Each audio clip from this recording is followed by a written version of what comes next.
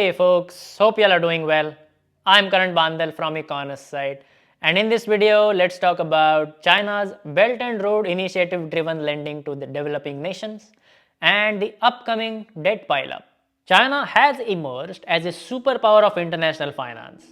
For years, Western institutions like the World Bank, the International Monetary Fund or IMF, and Paris Club, made up of 22 advanced economy lenders, used to dominate the global lending to other nations.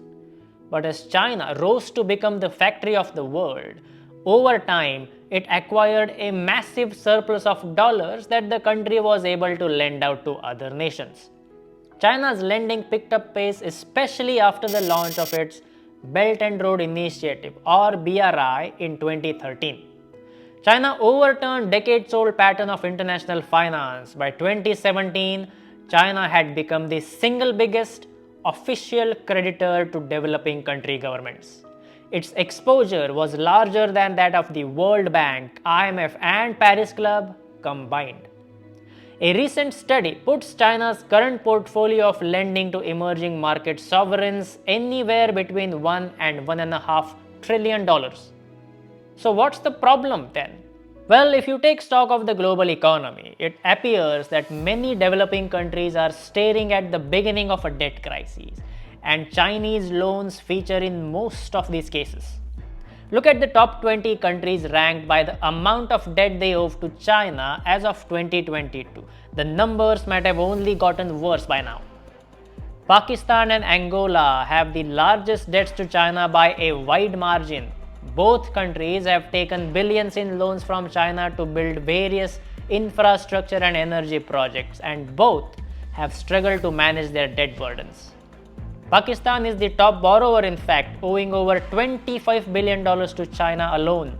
In February of 2024, China extended the maturity of a $2 billion loan to Pakistan. Pakistan narrowly avoided a debt default in 2023 with the help of the IMF.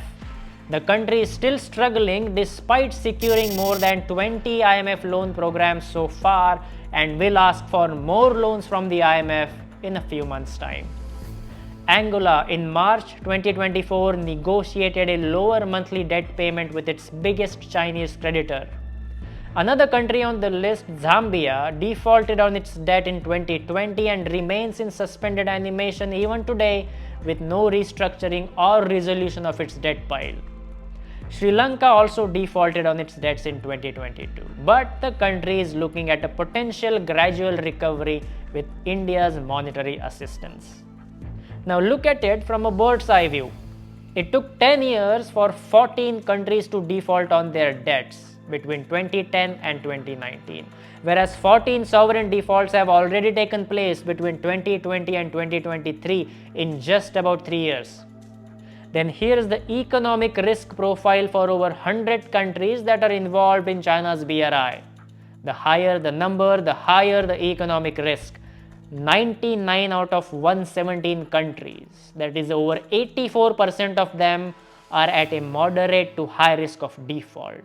All this raises concerns about whether the BRI participating nations will ever be able to repay their debts. China claims that BRI is for global development, but critics in the West have long warned that BRI employs debt trap diplomacy, a tactic where one country uses loans to gain influence over another, in some cases grab strategic assets even.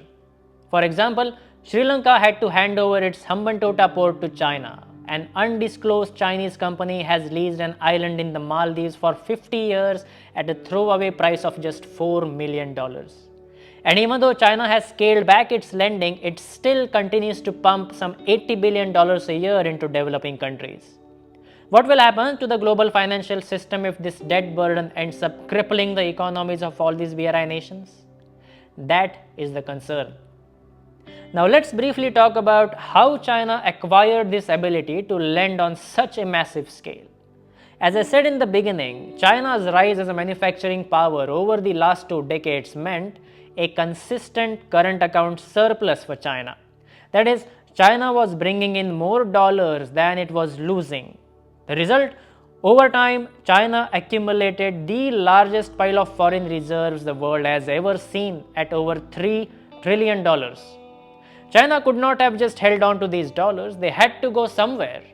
And in China, where overcapacity exists in almost every sector from housing, infrastructure to manufacturing, there's only so much the country could invest in the domestic economy. So China started looking for foreign avenues to park its largesse of US dollars. Between 2001 and 2008, China's net foreign savings mostly flowed into the US Treasury bonds. That slowed down with the credit crisis of 2008. By then, China was just beginning to lend to developing countries. After the 08 crisis, the private funds seeking returns were also investing in the emerging markets. So there was ample flow of dollars available. But after the taper tantrum of 2013, when the US Fed toyed with shrinking its balance sheet, private investors turned away from the developing markets, threatening a drought of the US dollar financing for these countries. And China was ready to step in and fill that gap, which brings us to where we stand today. In summary, for decades, Western institutions dominated the global sovereign lending market. China changed that as it became not only the manufacturing superpower but also the titan of international finance. The problem is, most of the countries China lent money to through its Belt and Road Initiative are facing an uncertain economic future. Is it China's debt trap or is it mismanagement by the borrowing nations? Either way, time will tell how this is going to affect the global financial system going forward. I hope you found this analysis interesting. I'll speak with you again next week. Until then, take care.